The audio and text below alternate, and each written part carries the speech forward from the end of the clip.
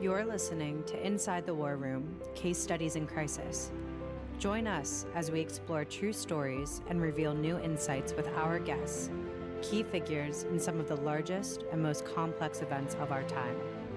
In this episode, if you reflect back on those days in late February, early March, for as much as we thought we knew, we didn't know anything, right? And so it was really sifting through the ambiguity, the noise, the misrepresentation of facts that was somewhat of a limitation. And so, having that experience from leaders we trusted in China, actually living through it was, I think, a key determinative factor in enabling us to cut through most of the noise. And now it's time to go inside the war room with your hosts, Shireen Abadi, Michael Estevez, and Jordan Strauss. Hello, everyone, and welcome to Inside the War Room. Today, Shireen talks with a second-generation guy from New Jersey who wanted to stay close to his family. He works for the same company that his father, his aunt, and his uncle worked at. And after 22 years of working his way up through the ranks, he's now one of the most senior executives at one of the most iconic and influential brands in the world. Our guest today is Chief Financial Officer Joseph Wolk of Johnson & Johnson. Now, Shireen, I was struck by how personal your interview was and how much that idea of individual and corporate personality informed the crisis that you talked to Joe about. Yeah, you hit the nail on the head, Jordan. Joe was so easy to talk to, and really it was a joyful conversation. He's very clear on what Johnson & Johnson's ethos is and who they are as a company. I think this knowledge of their identity and what their priorities are was really essential in shaping how they responded to the COVID-19 crisis. I think it helped them know who to call on to gather necessary information. They knew who to empower to make hard decisions. They knew how to communicate with their shareholders and stakeholders. And ultimately, and I think most importantly, you'll hear that they knew how to prioritize their time and their resources. In my experience, I've just found that companies and leaders who have this self-awareness tend to fare much better when problems come their way. Johnson & Johnson and Joseph Wolk are a great example of that. Michael, what do you think? Yeah, I completely agree, Shireen. And from a communications perspective, I often say that in a crisis, you need to do the right thing so that you can say the right things. And sometimes in a crisis, and especially during the onset of the COVID pandemic, it was hard to know exactly what was the right thing to do. And Shireen, from your conversation with Joseph Wolk, it's easy to see how a company that lives by its values and is led by people who embrace those values, that organization is more likely to make sound decisions that lead to positive outcomes. Well, with that, let's give this a listen.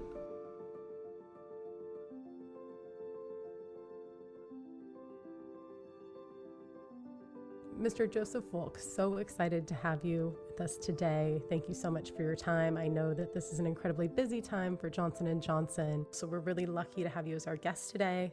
Our listeners are really lucky to get to learn from you, and having spoken with you before, I really know that people are going to get a lot out of this episode. So if you could just give our listeners a little bit of background on you personally and your career path, I think that would set the tone for today's discussion. Sure. So, I guess it's most important for me to identify myself, if you will, first as a husband. I've been married for 30 years, and I'm the father of 3 children, a boy and 2 girls, who I'm very proud of. They're accomplishing a lot in life, and it's nice to see that kind of play out for them. On the professional front, I've been with Johnson & Johnson 22 years.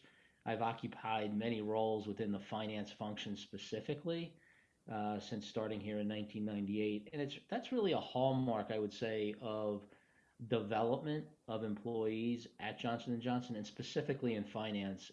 And what led you to Johnson & Johnson 22 years ago? That's an interesting story. So I have what I would say a little bit more of a personal connection to Johnson & Johnson. So my dad was a factory worker and then an office clerk prior to my coming to Johnson & Johnson. He retired about 5 years before I arrived. And I just always knew that Johnson & Johnson was a special company. I had spent 10 years at another company known as Amatec. Great outfit. They do amazing things and with electrical motors and precision instrumentation, but was seeking to kind of spread my wings at a bigger place and had some different opportunities. And I'll be real candid with you that Johnson and Johnson wasn't even the best paying of those opportunities, but it was Johnson and Johnson, and to go kind of back to where my father was, knowing the culture and the climate that he enjoyed during his career, that was a special opportunity for me. So you're a bit of a legacy Johnson and Johnson. Yeah, with a little bit of a break in between. But actually had an aunt. It's funny, if you grew up in Central Jersey, most likely you knew somebody who worked at Johnson and Johnson back during the 80s and 90s.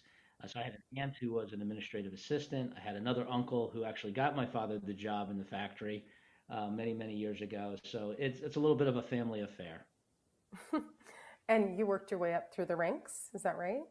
Yeah, I guess. I took a number of different roles that challenged me. I had many of those mornings early on in a couple of roles where I looked in the mirror and said, "How am I going to get through this? I don't know anything about what I'm doing here."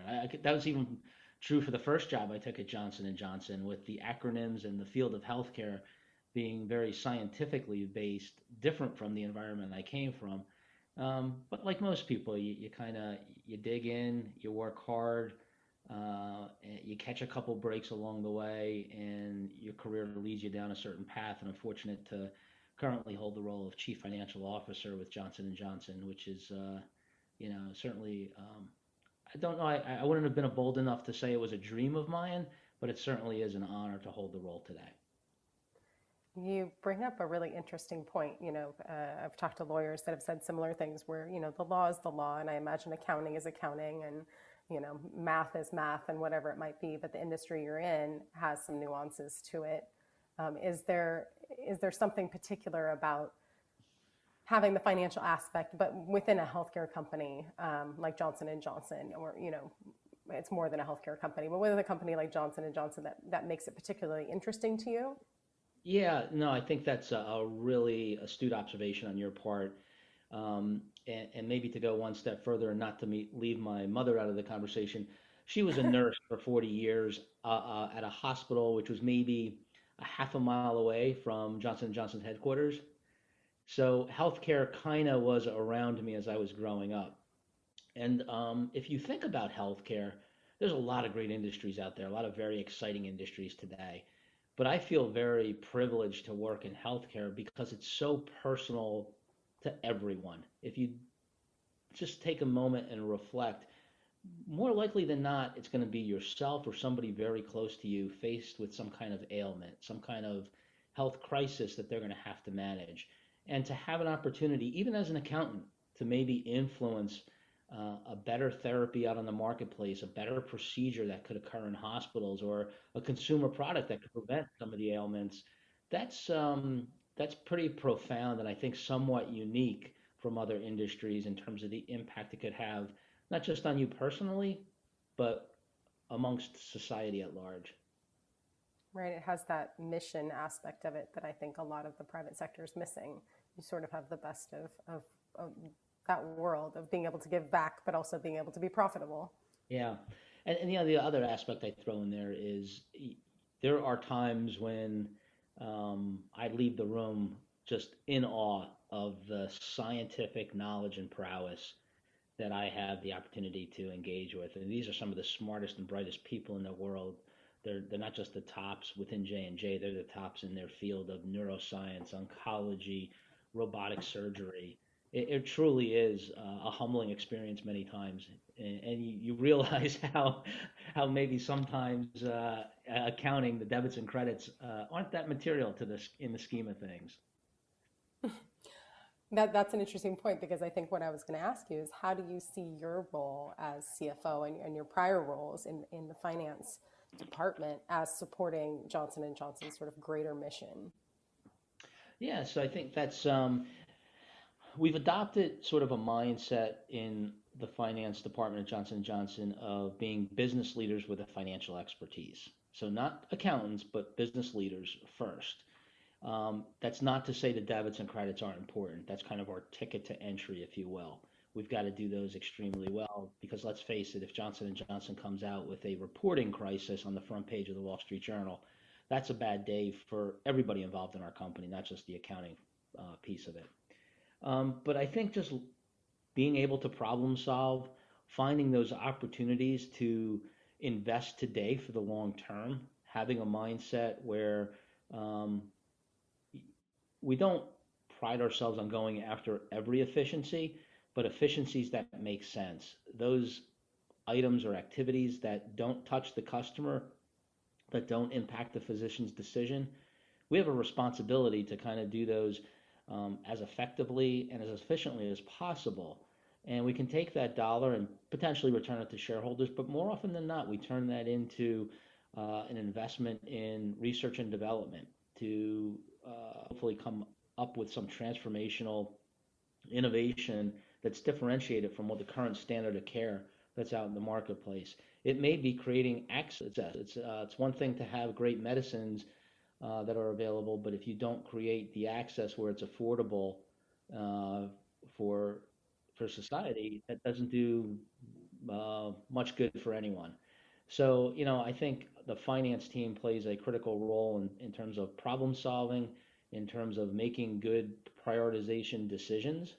The one thing we are fortunate at Johnson & Johnson is while we have a lot of resources at our disposal, um, there's never a dearth of ideas that could come forth. And it's up to us to help pick the most value creating ones. I like that. Sounds like a fantastic place to work, and your department sounds like a fantastic department. So one of the most obvious crises that we wanted to talk to you about is the one we're going through right now. What I would say about it is it really wasn't a day for us. So it's not as if we pin it back to March 13th. It was really an evolving situation. Now, we were focused on the virus fairly early on, given just our significant business presence in China. So we have the number one medical device company there. We've got a very successful pharmaceutical and consumer business in China. And so early on, we looked at it and certainly were interested and intrigued and maybe even a little bit nervous about the health prospects of it.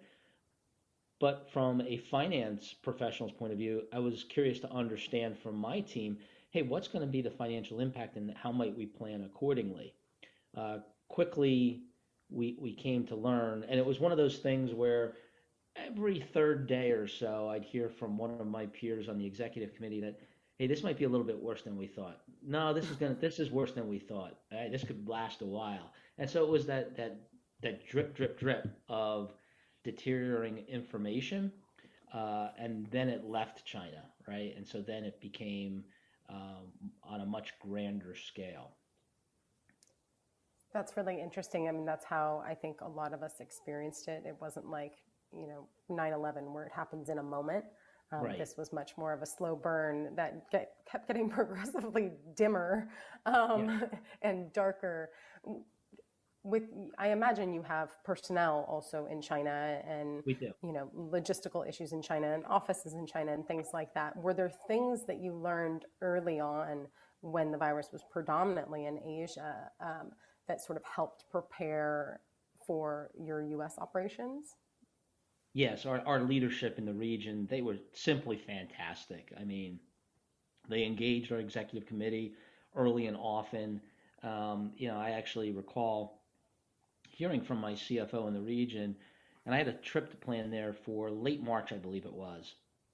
And within the first, I think, week of kind of the news breaking, so let's call that, January 20th, give or take a couple days, he informed me, he says, you're not coming to China. And I couldn't get my head around it. I'm like, well, what do you mean? I'm going to Florida in 2 weeks, and I've got another trip planned between there and China. Like, what do you mean I'm not coming? Let's see what happens. And he says, I'm telling you, you're not coming. So they had a real good feel for just what was going on the ground in China. They were able to inform us of the contagion rates, how hospitals were reacting, government restrictions that were put in place.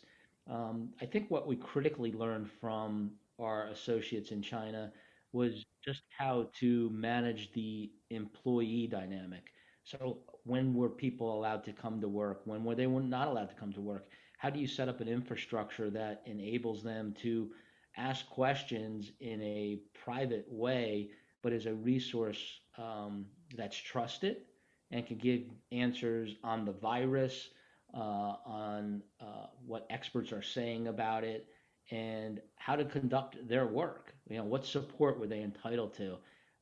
They were able to kind of give us a really good line of sight as to how we needed to have that firmed up by the time March 13th hit.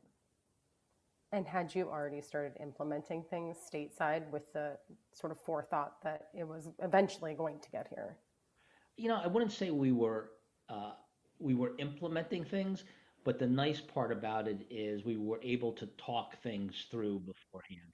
So before it got here, we thought if this, then that, right? This is how we're going to react. Almost think in terms of decision tree. So in terms of when I think about crisis management, all that really is, in my mind, is scenario planning. Things will never happen according to plan, but do you have enough wherewithal to understand the different dynamics and the key drivers that really make a difference? If you reflect back on those days in late February, early March, for as much as we thought we knew, we didn't know anything, right? And so it was really sifting through the ambiguity, the noise, the misrepresentation of facts that was somewhat of a limitation.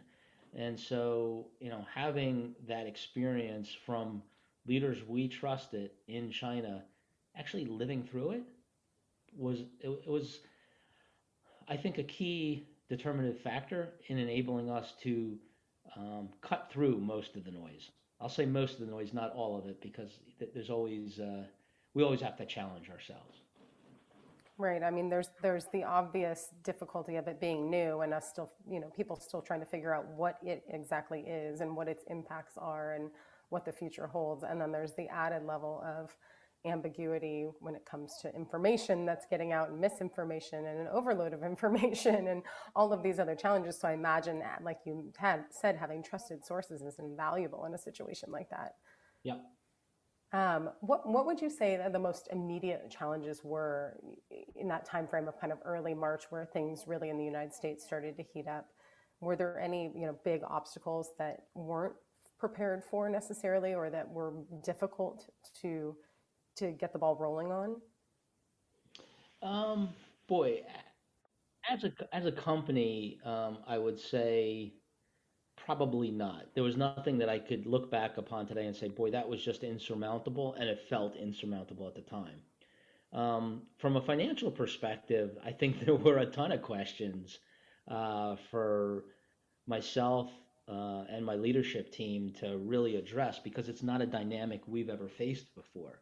We were able to close those books with 99% of the people being remote in April, and we've done that in July and again in October. So if you asked me on January 1st, hey, are you up for closing the books remotely? I would have said, no way, not going to even touch that.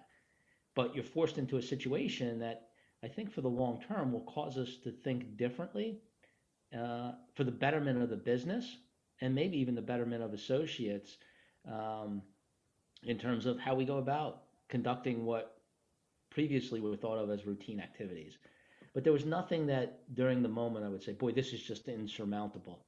It doesn't mean we had the answer for everything. It's just nothing felt that daunting to say, well, we're not going to be able to address this. And from a financial perspective, I imagine you at least had some data of how it was impacting the financial outlook in Asia. Did that sort of translate, or did you see that there were marked differences between the early months in Asia and then what you saw happening here in the US after? So there were differences, and I would say because it was China, we didn't know, we didn't think that the restrictive nature by which they completely locked down their economy and therefore their healthcare system was one that was likely adaptable to the rest of the world or majority of the world. So we really couldn't say, well, there's an algorithm that we can follow, right? They recovered probably much more quickly, but their initial decline was probably much more severe. The one thing I will say about a forecast on a piece of paper is that the only thing I know about that, and this is in good times or crisis times, is that it's 100% precisely wrong, right? And for me, the real true test is, well, what's the variability around the call that you made? And that tells me you've got a team that knows their business, that you've got processes in place to kind of double check your assumptions on those calls, and that's a much healthier place to be. If you're looking for precision on forecasts, I think that's an elusive goal. Um, so what we did essentially was look at a number of analytics, and today, as I'm sure you're well aware, Shireen, in your role, it's not a question of whether you're going to get information. We probably have too much information at our fingertips today to even make logical sense of it. What's critically important is you get the right information and you're able to analyze it in a way that leads you to a reasonable and logical conclusion. And then you take that conclusion based on analytics and bounce it off of what you know to be intuitively true. Does it make sense just away from the numbers? Is that what I know that's happening in the hospital marketplace, for example? And that's to me really the test, and a good forecast is a byproduct of those two elements. You bring up some interesting points. I remember early on, clearly China locked down um, in a very severe and widespread way that people thought would never, like you said, be replicated in the United States and a number of other countries. Which sort of leads us to an interesting point, because we did lock down fairly significantly, and it had an impact on a number of industries, to include healthcare outside of the COVID realm, Yep. right? And so I'm wondering, as you're preparing, I imagine you prepare your budgets or your forecasts for 2020 the year before, and now here we are in Q1, and you're having to pivot. And what's that process like? I mean, you mentioned very astutely, I think, that we don't have a lack of information. We have far too much information, and really culling the useful information from the herd is the most difficult part. And that's what takes a really skilled eye. So I'm curious of how you guys went about doing that. Like, did you have prior experience? Were you using, certain individuals that had a specific knowledge? Like, were you getting consultants in on epidemiology or whatever it might be, virology, to help you, or how did that all work for you? Yeah, no, that's a good question. So, again, I would say it would be real disingenuous for me to state, oh yeah, we simply went up to the sixth floor, pulled out the pandemic playbook, and then just started to implement that. It just simply didn't exist. That does not mean we didn't have a plan. I think in many respects, Johnson & Johnson's is fortunate to always have a plan, and it's really embodied within a four-paragraph document that was authored by Robert Wood Johnson about 77 years ago, which we refer to as our credo. You can see that it's part of, I think, Harvard Business School case studies. It's on our website, and it outlines specifically who our stakeholders are. So first, we're always going to consider the customers, which come in the form of mothers and fathers, but patients, doctors and nurses. Second, we want to consider the interests of our employees. The third paragraph addresses the communities in which we live, and because of our global scale, I think you might even venture to say that's really society at large, and that encompasses a lot of things in terms of healthcare access, but also sustainability on an environmental front. And then fourth, our fourth stakeholder is identified as our shareholders themselves. But perhaps what's more important than identifying who the stakeholders are is really the detail provided in those four paragraphs regarding our responsibilities to each of them. So I would say, while it wasn't a plan, and you won't find the words pandemic or COVID-19 in that document, it was a valuable framework for focusing our priorities, and it really I would say, accelerated kind of the theoretical aspects of what we believe to know to what was actually happening in the marketplace. It's the lens with which you're seeing everything and the way you're prioritizing your actions, it sounds like. Is that a fair assessment? It's exactly that. And I can almost point to any one of those paragraphs, and if you were to ask me, well, geez, how did you meet, or what are you doing today to kind of meet your responsibilities to those constituents? I would have an answer probably on all of them. That brings up an interesting point. I'd say commonly, when in any form of a crisis, humans tend to react with a bit of tunnel vision, where they really see only the crisis at hand and they're reacting. I used to be in law enforcement, and they do a ton of training, and the whole purpose of that training is when you're in that situation, that you don't have time to think, you are reacting. And so the goal is to have trained yourself in such a way that your reactions are, have good judgment and are the most appropriate for the scenario that you're in, because you're going to have tunnel vision. It's just a natural occurrence. Do you think that, being a healthcare company and I imagine having dealt with many crises in the past, that there was that sort of memory, muscle memory, or innate training that kind of kicked in so that you could maintain your priorities and maintain your responsibilities to your various shareholders and stakeholders? Yeah, I do think it is second nature to many of our 135,000 associates across the globe. Yeah, again, it kind of gets back to your point, Shireen, about what's different about healthcare. If you think about some of the medicines and the surgical procedures that we're responsible for, we've talked a lot about work from home. You turn on the TV, it's how are people going to go back to work? In many cases, Johnson & Johnson employees, about a third of them, never had the opportunity to work from home because they were either developing science that was critical to the future, not just for the company, but for healthcare, or they were supplying products today that were needed even in spite of COVID-19. Cancer didn't take a break. Immunology disorders didn't take a break. Trauma procedures didn't take a break, although they were reduced because people were less active. But they didn't take a full break because COVID-19 was out there. So they had known those afflictions, didn't have any knowledge. And so our employees continued to work, at least about 35,000 of them, on very critical, important activities to ensure, that our business remained fairly stable, but more importantly, that those things just weren't put off. It's one of the things that worries me about some of the restrictions that are put in place, the kind of the unintended consequences. I'm not suggesting anybody's doesn't have best interests at heart with respect to managing COVID-19, but there are cases that we hear about of depression in adolescents and young adults is on the rise, addiction, abuse. I fear about people coming in next year with late stage cancer diagnosis that may have been a better prognosis had they had the opportunity to go for a wellness visit in February or April of this year. So those are some of the things that I think we can't lose sight of, whether that be Johnson and Johnson or healthcare at large, because that would be much more devastating.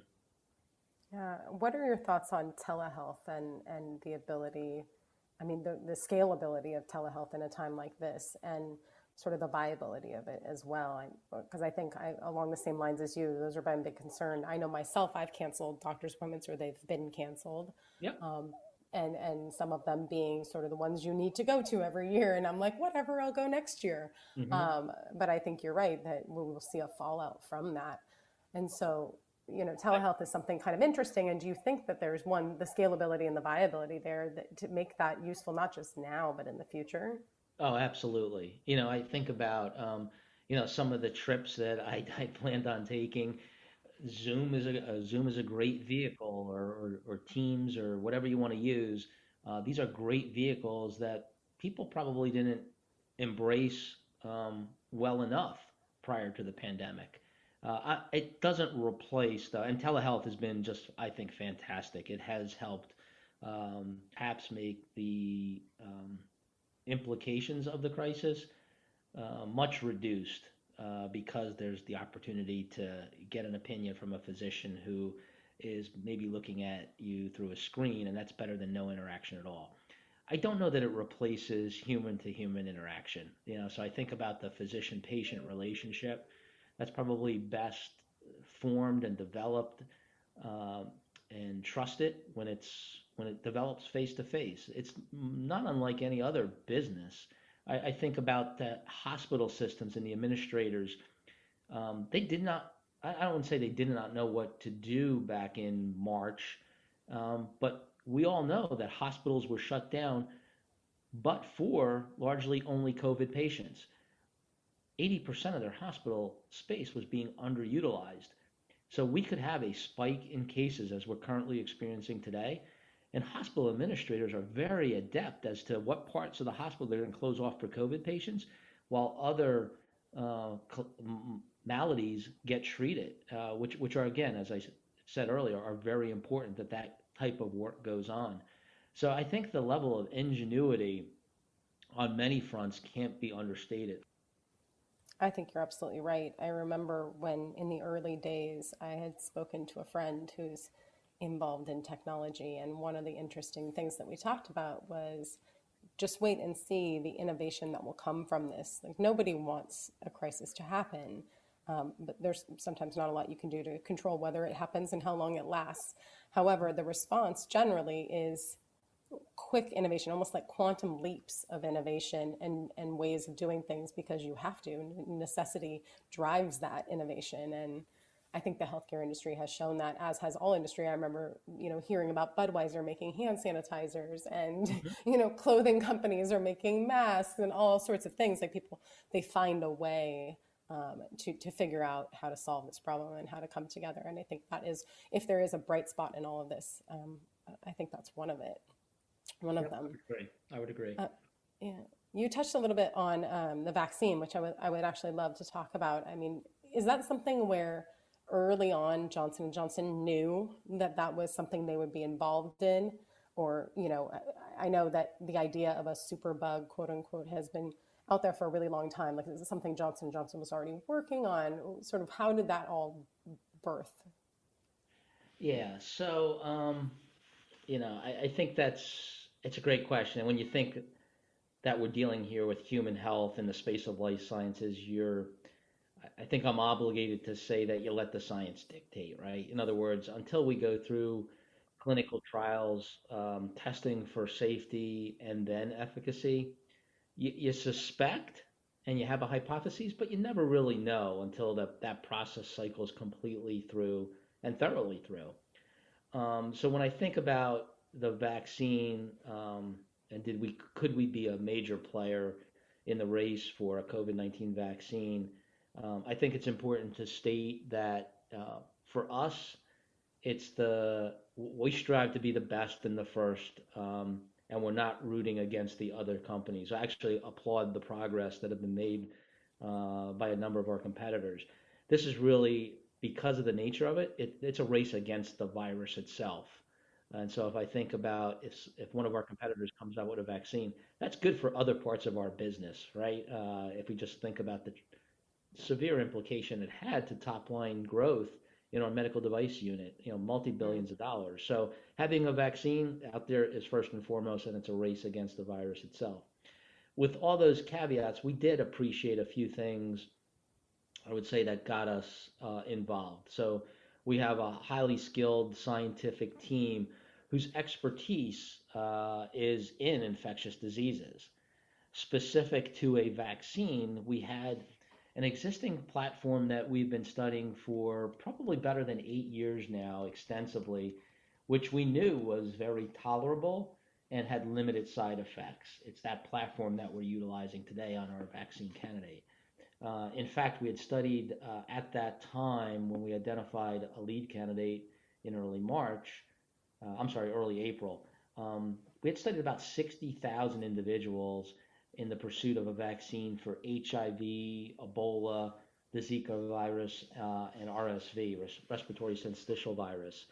So, as we approach many endeavors, we felt so we certainly had a skill that could make a difference and find something that could be that could remediate the situation and the crisis. But quite frankly, being the world's largest healthcare company and again aligned to the credo, it wasn't really an opportunity from a financial perspective. It was more of an obligation that Dr. Paul Stoffels, Alex Gorski, our CEO, really approached this endeavor. Yeah, you make a really great point. This is similar, you're seeing it in the place all over, is that certain parts of business are in a down cycle, whereas other parts are in an up cycle, and some are sort of cycle neutral as far as the market's concerned. And I imagine in your specific line of work as CFO, that's something you're constantly looking at. You mentioned, top line growth for medical devices is getting crushed, right? But then you have these other parts of your business that I imagine are growing. Were there things where you kind of sat down and knew exactly where to pivot resources and allocation, sort of in the early days, understanding how it was going to impact the various aspects of business? Yes and no, right? So if I get specific to finance, I think keeping the organization and the community of investors informed about our mindset, and specifically that was around Johnson & Johnson being here for the long term. We've been around for 133 years. We're not worried about the next 13 weeks or the next even 133 weeks, although that's a little long. But it's really about the long-term mindset and leaning into our strengths. So as I reflect upon what could we do from the finance chair, our peers were pulling guidance, just kind of, and again, I can't blame them for that. But I did feel that as the world's largest healthcare company, it's a little bit more alarming for us to kind of come out, shrug our shoulders and say, damned if we know. I thought it was important for us to walk out with guidance. And again, under the premise that the only thing I knew about a forecast on a piece of paper was that it was 100% precisely wrong, but it did reassure the markets to come out with a position, a way to think about the impact, a message which I thought was one of strength in a time when people were looking quite much more profoundly for weaknesses. We weren't cutting value-creating R&D programs that really fortified our long-term to meet what was really now just an illusionary near-term expectation. Listen, this was a pandemic. There wasn't structurally anything wrong with our business. It didn't require a restructuring. We had financial strength. We have a strong credit rating.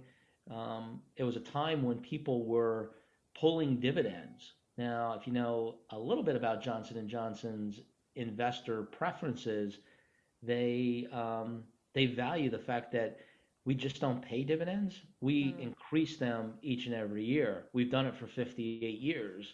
And so we came out at that time and said, well, not only are we going to pay our dividend, we're going to increase it. And we increased it more than we did the prior year.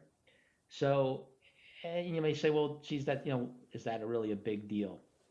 I think it was a big deal from the standpoint of the status of Johnson & Johnson being a multinational American iconic company coming out and saying, guys, we got this. It's not going to be that bad. We will emerge, much to your point, Shireen, of, hey, usually this lends to better innovation, better efficiency, better success in quantum leaps. That's what we tried to say with some of our financial messaging. With dividends, you may say, well, is that really a big deal to the major shareholders such as, your Fidelity, Vanguards, or those funds? It is, because I think people invest in dividend-specific portfolios, so it's important from that angle.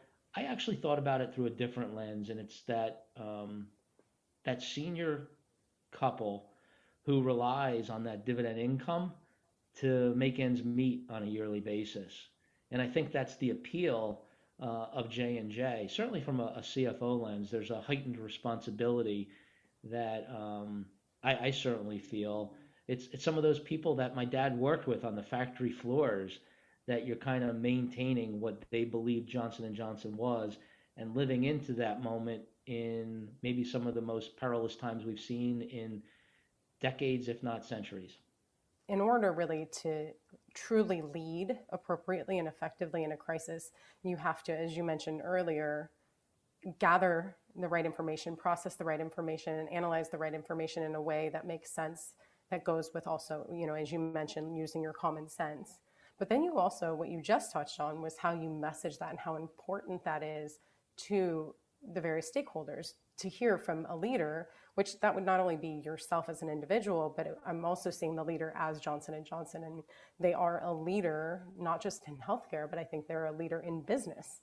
And the posture of messaging with truth, but also with hope and positivity, I think has a really profound impact on those who are listening, right? So it's not all fluff and rainbows and butterflies, but you're giving them something real, something truthful, but also something hopeful to grab onto. I imagine that was intentional based upon what you just sort of said. I mean, was that something where that was the plan, was to do that, or is that just the ethos of Johnson & Johnson? Yes, and no, right? So I think yes, it was. Yes, it was the plan. If I believe in what I said earlier about the credo, that should have been the plan, whether it was or not. Sometimes you get consumed by the moment and you overthink it a little bit. And I think that holds true for individuals as well as maybe companies. But what was important, and maybe again a lesson here for individuals as well as companies, is know who you are. And that's all we really did here. It wasn't special or unique based on who we believe we are. And so, yes, we want to solve healthcare crises, whether they be in the form of pandemic or that individual suffering with cancer. But we also have an appreciation for what we mean in terms of financial standing within the markets, how we manage ourselves to earn a superior credit rating. Those things are very important to us, and we realize that it instills conviction in an investor to hold Johnson & Johnson for the long term. As we all know, the best investor is one who's willing to hold you long term. And we think if we look at across our portfolio of investors, most of them have held us for many, many years. That's a trust and quite frankly, a performance that we have to go out and earn, if not each and every quarter, at least each and every year, and leaning into the messaging of who we thought we were, who investors believed we were, was critically important. So, did we say at the beginning of the pandemic, hey, we've got to stick true and what's going to be the investment message? I can't say that was top of mind. But when the moment came to speak to the investment community with those first quarter earnings and a new outlook for the rest of the year, we relied on who we were and what was to be expected of us. Yeah. I mean, to answer my own question, it sounds like it's more of an ethos. That's just who Johnson & Johnson is. That's how you operate. And it's sort of it's really living into the stakeholders within the credo. And again, sometimes you have decisions that are at odds. The credo has the word must in it better than 20 times. That's a pretty unequivocal word. It's not like, yeah, when you feel like it, do it, or hey, if you happen to be in a position to do it. No, that means you have to do it. And sometimes you've got competing priorities amongst those 4 paragraphs. But generally, it's been a formula for success. That it begs the question, you're deciding to not just pay dividends, but increase dividends. You're deciding to, rather than cut sort of R&D programs that are unrelated to COVID, you're choosing to continue them and continue to invest in that future. Were there challenges to that from anyone, either internally or externally, that maybe you should be circling the wagons because there's so much financial uncertainty? No, I would say, I can lean into the other paragraphs too. With employees, we made a commitment not to lay anybody off as a result of the pandemic. At least certainly for those first couple months. We haven't yet. I just, You don't want to project too far into the future, but that doesn't appear to be on the horizon. I think the only, and I'll say it's a faint criticism we heard, which is justifiable, was maybe from some investors saying, "Hey, why are you offering that vaccine at not for profit?" Right? You have an opportunity here to maybe make a killing. We didn't approach it that way. We did not, and to his credit, our CEO Alex Gorski made the decision once we identified a lead vaccine candidate. That wasn't the end of the announcement in early April. The second part of that announcement, which got a little bit lost, quite frankly, was, hey, and we're going to offer it to the global community on a not-for-profit basis. So we're not looking to recover anything more than some development costs and manufacturing costs. And some investors said, well, geez, that you're in the business for profit. Yes, but sometimes a not-for-profit activity does a lot of good for your bottom line. And that's the way we viewed it. Are there ways, I mean, similarly, like we've talked about these other nations that society has found to deal with things in more efficient ways and, doing it remotely. Are there those same processes that are at work within antiviral or vaccine development? Like, are there ways to speed up this process that we found that we just never did before because there was no rush? Yeah, no, that's a great question, one we get often. So I think the fastest vaccine ever developed prior to this was 4 years. And so when I think about what happened here, there was a lot of information sharing. We were able to identify which spike protein would generate an antibody response. I'd also look at the pharmaceutical industry or the biotech industry at large, and say there's a number of new platforms. The ability to analyze data is much better than it was even 5 years ago. I do want to emphasize and underscore that there's no corners being cut. There's safety and tolerability is paramount, and we're luckily seeing some very nice responses in terms of efficacy up above 90%. Which is really unheard of. But I think it's been a culmination of factors that have allowed for the speed of this vaccine or these potential vaccines to potentially be approved here in short order. That makes a lot of sense. So one of the key parts that we would love to do in our podcast is have our listeners hear sort of advice, right, from someone who's been in the trenches, if you will, and has been through this. Advice you might have for other CFOs that are maybe leading companies that don't have such a long and storied history and don't have as nimble of an organization, or for other types of business leaders that may find themselves in a similar situation either now or in the future, helping them to understand what they could do. And you mentioned not having a handbook per se, but certainly having a framework for how you were going to respond generally, and then being able to activate that and adjust it as accordingly. But then also, the initial response, that sort of fog that you're in when everything comes crashing down, and being able, as a leader, you can't just sit there in the fog and do nothing. And you actually have to act if you're going to lead your people, and people are looking to you for decisions, and they're looking to you for guidance, and they're looking to you for hope and things like that.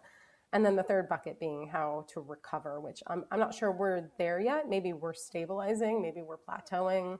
But then there's sort of that recovery phase where we, transition back into maybe business as usual isn't the right word, but some form of normality. Do you have, if you're looking back now over the last, we'll call it, since January really, because you were dealing with this much earlier than I think some businesses, do you have things that you look back and go, gosh, I really wish, maybe we had done this or we had done that, or these are some other ways I would have looked at this problem, having the knowledge that you have now? No,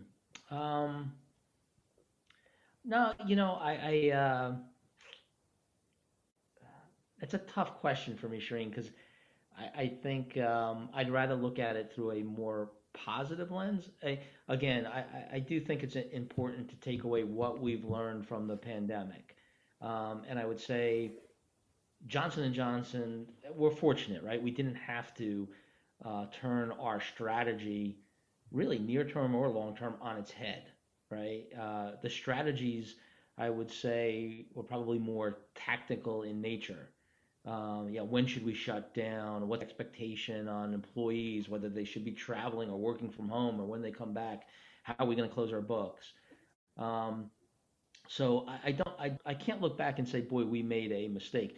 I would say that as an organization, we tend to be very collaborative by nature. We want to make sure we've got everybody's blessing before we move ahead with a decision. You didn't have the opportunity to mull over a decision weeks on end. You kind of had to know by 8 o'clock tomorrow morning, and you had to get the right people in the room to make that decision. We were much more focused to have that team of experts to make a call, and often we did that with information that was not perfect, but good enough. And I think there's a valuable lesson in there for all of us to say, 80% of the information that we need to make a decision, many more times than not, is probably good enough. And getting that extra 20% is, one, probably too prohibitive, and two, doesn't change where you might end up ultimately anyway. And I think the pandemic has proven that out. We made some decisions, I'll say, in the heat of the moment, not irrationally, but in the heat of the moment, and they turned out to be pretty good. And so I think there's a great lesson there where maybe a little bit more trust in the organization to rely on a handful of people as opposed to 25 to make certain decisions is warranted. If I think about long-term advice, because I think that was embedded there in the first part of your question, I'd go back to some of the points I made earlier. The first I would say is don't let the moment of the crisis consume you. So whether you're in finance or not, it lends itself pretty nicely to finance, but rely on just solid facts and data. And to the extent possible, think long term and operate from a mindset of finding the learning of a new and better way of doing something that you thought previously couldn't be improved upon. We often fall into the rut. All of us do this. Well, I've done it this way for so many years or so many quarters, and it's worked. So why, if it's not broke, don't fix it? I think this has given us an opportunity to kind of revisit that in select areas. And then the other thing, at the risk of being repetitive, I'll come back to just be true to who you are and who you are as a company. For the company perspective, I referenced, the 77-year-old Credo document at the outset of our discussion. That proved to be as relevant these past 8 months as it was the day it was penned. And I think for leaders as individuals, don't try to be something you're not. So if it's not in your nature to be the extrovert spokesperson during a crisis, probably not a good time to try it is during a crisis, right? So I would just say, kind of be true to who you are. Certainly people, no matter where they are in their career, they've had success, and rely on the skills that got them there. Doesn't mean you can't expand your skill set. I'm not suggesting that. You can't be aspirational, and certainly you should. But in a time of crisis, knowing what you're really good at is often great value to the team you're leading as well as to the organization you represent. I think there was a lot of really great advice in there. And, one of the things I always say is in a crisis, don't let great be the enemy of good. Yep. Because you don't have time for great. So good enough is good enough, and let's move on, and I think between that and you've touched on a number of really important points. I mean, having great people, clearly you have great people, and that's sort of the foundation for being able to make good decisions with, maybe limited information. And then also understanding who you are as a company or as an individual, if it's you individually leading a group of people, understanding who you are, where your strengths are, and what your priorities are, and that will really help you sort of filter information and make decisions. Yep. Those That's were all. That's a great add on your part to say priorities. I kind of with me, it's implied because of the credo. It outlines who are you serving, right? And in those 4 paragraphs. But it's really good that that's explicitly mentioned by you. I think knowing who you are and what your priorities are is critically important. Joe, that's such great advice for our listeners. I mean, whether they're leading companies or just living, I think you provided some really poignant, solid advice that I hope people are going to glean and use as they go through their lives. Thank you so much for spending the last hour with us. We really appreciate your time and wish you and Johnson & Johnson the best of luck. Really looking forward to your vaccine, of course, and just continued success. Shireen, thank you very much for your interest, your very thoughtful questions, and the opportunity to talk about Johnson & Johnson and the little part that we're playing in helping address a global healthcare crisis. Such a pleasure. Hopefully we'll catch up with you post-vaccine and talk more. That would be great. What a great conversation. Shireen, from my perspective, this is a perfect example of what I call value-based crisis communications. I mentioned it at the top. You have to do the right things in order to say the right things. And doing the right thing in a crisis usually means making some very tough decisions. And in listening to your conversation with Joseph Wolk, you can tell that not only he, but the entire Johnson & Johnson leadership team knew who they were, and they let that guide them through some very challenging decisions. Jordan, what did you think? Well, I'll say this first. I was born and raised in Philadelphia, and I will say that Shireen's interview with Joe Wolk really changed my view of what South Jersey is and is capable of. Michael, was actually thinking that, you and I had this conversation a few weeks ago, and I can't remember if it was for a case or if it was for the podcast, and you sort of threw something over your shoulder. You said, I really feel like organizations that are really disciplined and guided in hewing to an expressed and understood corporate philosophy and corporate identity are just more resilient in times of crisis. And remember, we talked about it, is there any quantitative data for it? And I think we agreed that it was probably qualitative. And that just really struck me. I mean, not to keep coming back to our theme, but I think that people like Joe Wolk think a lot about who they are. They think a lot about where they came from, and they think a lot about the values that they want to espouse and living those values. And it just seemed like those values kept an extremely financially complex organization. I mean, really like an aircraft carrier of a company on relatively sure footing and steady seas through one of the worst crises, public health or otherwise, that the world has faced in the last 100 years. You're right, Jordan. I mean, I think back to some of Joe's comments about how Johnson & Johnson was able to maintain their core values and their priorities when they were making decisions over the last year. He makes this really great point at one point in the conversation about understanding there's nothing fundamentally wrong with our business. It seems so simple, but also so profound. He and the other leaders knew that since there was nothing wrong with their business, yes, they were in the midst of a pandemic, and yes, that was causing an impact to various aspects of their business that they needed to address.